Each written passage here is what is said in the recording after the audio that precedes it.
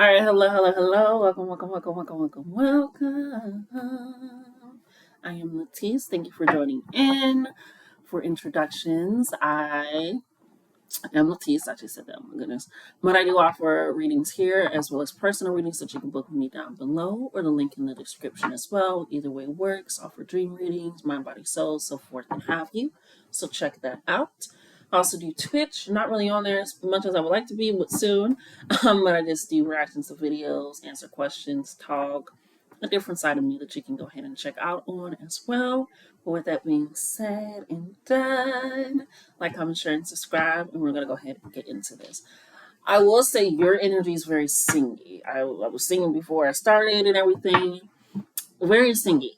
Very so a lot of vocal stimulation, throat chakra activation, which also aligns with the solar plexus activation of trusting and knowing that you can do things, be more confident and vocal with them, go after the things that you want, be more sure of self, that action, that fire energy, that knowing self energy and radiating that confidence, that vitality, that energy to live life truly for how you feel and want, and being vocal about that as well, about your wants, about your needs, about your hurt, about your joys, all those things. So a lot. You also could be into poetry, into writing, into rapping. You could be a teacher as well. I'm seeing where those people that like blog and travel. So a lot to do with gathering experience, giving experience, speaking, being very vocal, public speaker, pastor. You can meet on social media, giving advice and tips and things of that sort. Yeah, I'm making my hands actually. But things of that sort. So a lot to do with communication. So you could have Gemini, Aquarius, or Libra in your chart because air is, of course, about communication, logic, research, studying, knowledge, and advancement in those sorts as well. But also carving out your own path as well. Okay. Um, in your heart space and your energy. I don't feel I haven't been really feeling like separate pick a card readings, and you're also part of that. We'll see what happens later on as I keep going, but I'm not really feeling that, but I am feeling this again, this vocal stimulation energy, this knowing that sense, and communicating that. So, and I was also drawn to my blunt AF deck, which is typically typically it is my oracle deck as well.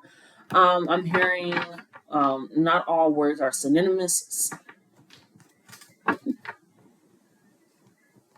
Not all words are similes or like similar to each other. You know how saying break um, and broken are kind of similar, but they're not because you break something to allow it to be broken.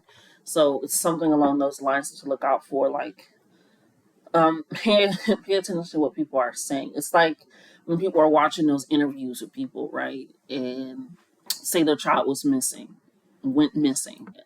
And depending on what they say, like people will point it out. They're like, yeah, hopefully my child is still alive. They did go missing. Word to somebody that knows what happened to the child, possibly did something. I don't know why this is coming up. I'm thinking of that one story that recently came out with the girl that said that she got accosted by somebody in the grocery store. I mean, in a parking lot, and they were just like, "Hola," and hit her and stole her baby. But it's showing different signs that it wasn't her baby. It was taken anyhow, anyway. So that's kind of the story I'm gathering. But it's like, pay attention to if somebody went missing or they're not here. If they says was, like speaking about this person past tense, like they're no longer here versus is. So things like that, paying attention to certain words that somebody is saying, like damn, I love you versus damn, I used to love you. It's like, what do you mean? What you mean by that? So things that may sound similar but that aren't the same. So be wary and pay attention to that. People can be very slick with their words. When I was younger, I used to know how to what I call a sly lie. So say somebody would ask me a question like, "Hey, um, did you do this or did you set something up or something?" Like, let's just give a scenario to make it a lot easier. They'll be like, when I was younger, I don't, real young as a child, I'm gonna be like, did you get and do your homework, right? And I'll say I didn't get my homework, and I also didn't do my homework. Sounds about right for me as a child. I'll be like, yeah, the teacher handed out homework. Never said I got the homework. The teacher handed out homework, right? So again, lying, telling the truth, but I'm not specifically answering her question. Like, yeah, the teacher handed out homework. I got homework. Possibly, possibly not. But I'm not letting you know that. And we're expected to do it by this day. Never said I did it. Never said I was going to do it. So again, scenario, my mom asks you, did you get homework? Have you done your homework? I'm answering it, but not in a way that's going to oust me for not doing my homework or not getting my homework. Do you get what I'm saying? So it's something where somebody's going to say something, they're going to answer your question, but they're not really answering your question. They're giving you something that they feel like they want you to know. Yeah, my teacher handed out homework. Yeah, but we're expected to do it by this date. Never said I didn't, never said I will. So be mindful of things like that as well, which is also why I was singing and all those things, because it's almost like spirit is going to be sounding the alarm for these certain things to just be weary of as well. I say, and what people are saying or doing around you or how they're acting.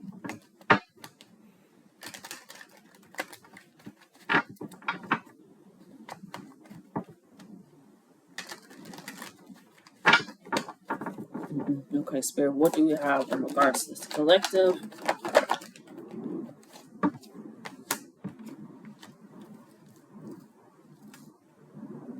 I feel like you're like a Sherlock Holmes mode type thing where you're trying to discover stuff, figure things out, asking questions, super sleuthing. Every time I think about that, I think about backyardigans. Because you have that stick up your ass must be uncomfortable and burnout. It's like you're consistently trying to figure out something. And that's where that sly lie, as we're going to call it, comes in, because it's like somebody is telling you something, and so now you're either operating off of what that person told you, which is not the truth, which is not full right up and honest. It's not being real. It's like I can't operate out of this, and so it's causing burnout because you're having to deal with the lie first. That's where you're putting your energy into, which is, like I said, the throat and the solar plexus, they work together. But now it's causing burnout. Now it's causing issues with you having to now reassess everything, re-question everything, redo, so something along those lines. And that's just an example where it feels like that. But with the stick up your ass is uncomfortable is because you keep having to decipher or figure out things. The spirit is like ringing the dinner bell, like, hey, we're telling you, no, we're giving you the signs. It's like now I'm seeing a lighthouse where it's like you're on the ship and it's getting a little crazy, but here it is. Don't listen to the crew. Don't listen to them right now. Don't listen to the other people on the radio. Look at the lighthouse. Pay attention to the lighthouse. This is where you don't want to go. This is where lighthouse. This is where you need to go. So pay attention, because that can cause burnout by having you look in every other direction. Look all over here like you're a fucking detective, and you're not. So again, be. I always like to say be. I don't even want to say weary, because weary just leads to weakness and tiredness. Be cautious, right? It's like when you're driving, you're not terrified or afraid or filled with anxiety. Sometimes I am, so I don't drive. Things that are gonna like, but anyway, but you're not filled with that. You're just cautious. That some people may speed, some people may be on their phones. You're not afraid, you're not scared. You still go out, run your errands, go to work, go to fun, but you're cautious of the road. You're cautious of what's happening of your surroundings. If you're walking, you're cautious. You're still doing it, that action. You're still going to where you need to go. So being cautious right now with some people in your life. I'm not trying to put you on paranoid up mode, but that's also why they're saying, Spirit is saying, pay attention, because we're telling you. You could be, yeah, I was just going to say you could be clinging on someone, and they literally gave that. You could, for some of you, could be clinging on to someone because of how you feel or think about yourself, or because you do take those sly lives as true sometimes, or you try to be a very understanding person and very, okay, I understand, okay, I get you, but then you wind up getting the brunt end of no understanding and things of that sort. Because we have your insecurities are showing, So again, it could be you're trying to figure things out, work things out, or even I'm hearing some of you know what a lie is, but you're still trying to, it's almost like get somebody the benefit of the doubt, or I don't know. It's this type of energy, but it's based off of insecurity in some ways that you're acting or reacting, or not at all. Because you have your insecurities that are showing, and that paired up with it'll break your heart and dead end. So the way that you're operating out of being insecure is a sense of that. For me, an insecurity that I have to work on, and I'm still working on, is my worth. Me knowing that I'm worthy just as I am. Because I grew up in a household that made me feel insecure that if I wasn't productive, always cleaning, working, moving, doing something, what's the point of me being here? Where's my, you just sitting on your ass all day, you're not doing nothing, you just doing this, go do this. Instead of reading a book, write a book. It's like I always have to be showing a worth. Or if I needed help or support with something, I would have to exchange my energy or currency for that help or support. And it's like, I don't need help and support, but I'm going to try to give you something so that way I can give that help and support, that something. I have to show you, like, okay, if you do this, I'll do this for you, and then this. And then I have to keep saying thank you, keep saying, it's like this insecurity of like, this is where my worth is coming from, by what I can do for you, what I can give for you, even if it isn't in exchange of a service or help. And so I had to recognize that that is leading to a dead end. That is going to lead to constant heartbreak of expecting myself and other people, of being disappointed, of being tired, of being burnt out, of being worn out, because my worth is based off of my productivity or what I can give to somebody else. But that was my own insecurities of feeling like I wasn't worthy in the first place. So taking a look at things like that, like where do you feel like your insecurities are showing, because it's leading to a dead end and burnout, and making you me in a particular way that makes you uncomfortable to be around yourself, right? And for some of you, it could be people that you. I'm singing a song by Ariana Grande where she's like, where does she go? She goes, I seen your potential before seeing credentials. It's like that. Like you're always seeing the potential where somebody could be or how they could be acting if they did this or set things up, or you just understand their hurt and their trauma so much that you're like, okay, they're probably doing this because of this, because of this. But it's becoming this obsessive energy of always seeing someone in that light or in that energy and excusing it. Spirit didn't want me to correct it, excusing it or dismissing it or understanding it all the time, and because we have obsessed and belongs to the streets. This person, they're not saying that they can't be later on because of what you can see, but right now they belong to the streets.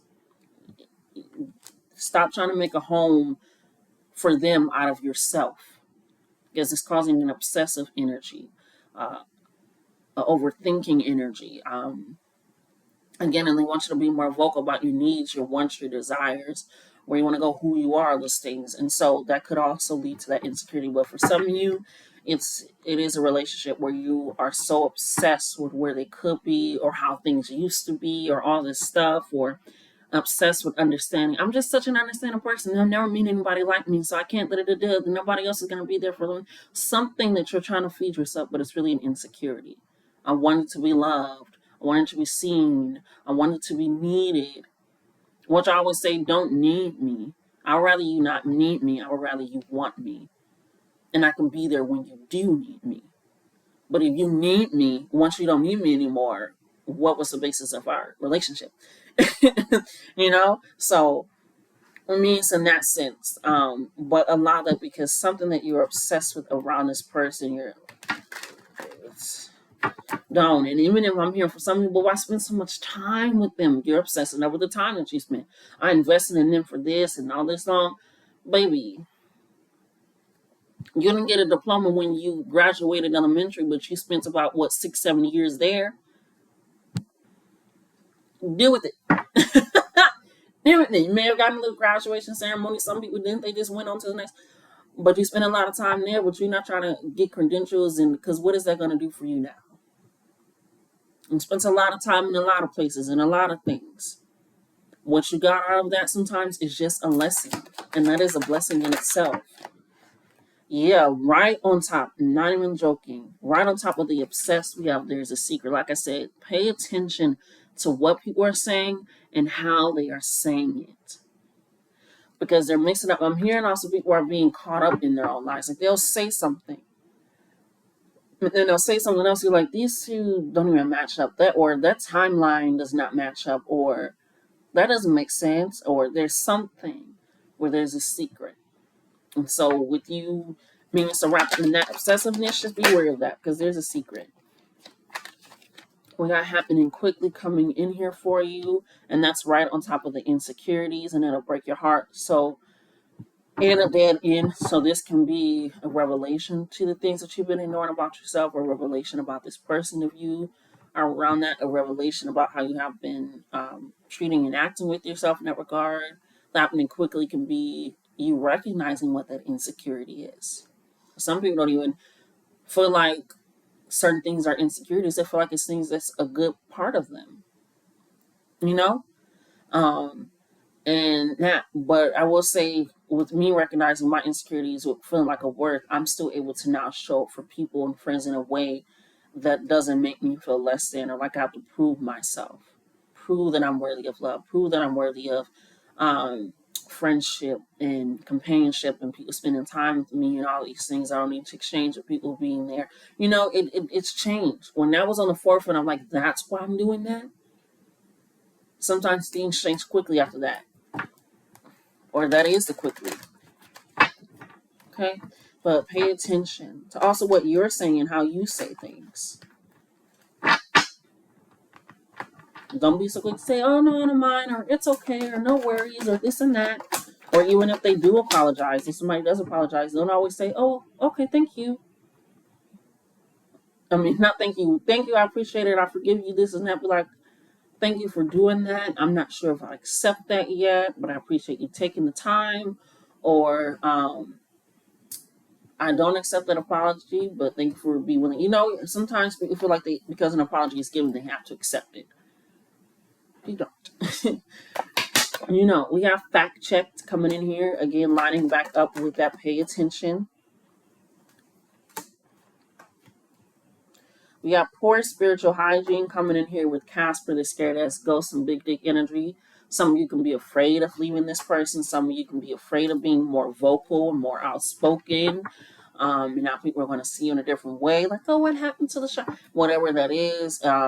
But this big dick energy is coming in. I like to say you can. I like to say with big dick energy, it's this energy where you don't have to say it. It's just known. It's just known. Or big clit energy, whatever makes you feel comfortable. But it's somebody that is able to walk in and their energy changes the room. Their smile, their presence, their aura changes the room. Their smile, their laughter, words change the conversation, change the knowledge. Something about them that allows this shift that is so big, gargantuan, huge, it feels pulsing. It's like a racing energy. And everybody understands it's like, I don't know about this person, but man. I always like to give the scenario sometimes of when like your grandma comes in or you're at your grandma's house and there's certain things that you do, but as soon as your grandma leaves, it changes the energy. It's like, all right, let's go ahead. You can smoke in the house now. You got to smoke outside, and because it's the certain type of energy that they have around them. Like, hey, we don't do that. We don't set that up, or respect again. Everybody's grandma and family is different, but you get what I'm saying. It's like this energy of that. And with the poor spiritual hygiene, you need more than sage and castor the scared ghost. Again, it's that solar plexus energy, that action energy that you need. That I'm going to do this, I can do this, and it will work out in my favor. I do have enough energy for this to restore myself, to heal myself, to allow those things for me to be seen on the forefront. Okay, let's go ahead and get some final messages out here for you. But yeah, definitely fact checked that. Make sure things are lining up with what people are saying or how. Because people, I think it's a quote by Tupac where he's like, speak once and listen twice. And then something my mom used to say is, you got one mouth and two ears. It's this: speak what you need to say and what you need, but listen very closely. Because people will tell on themselves all the time. People will tell on themselves, whether they know it or not.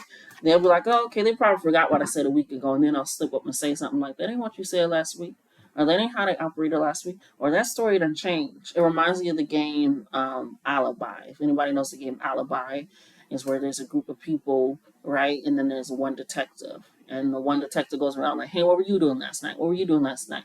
And they all say what they were doing. Then the detective leaves the room. The group of people discuss who's going to change their story a little bit, kind of line up with what I said. We just tweak a few words, tweak a few things. Instead of saying I was here, you were saying I went there. Or instead of saying I went to the mall to go shopping, you would say I shopped at the mall.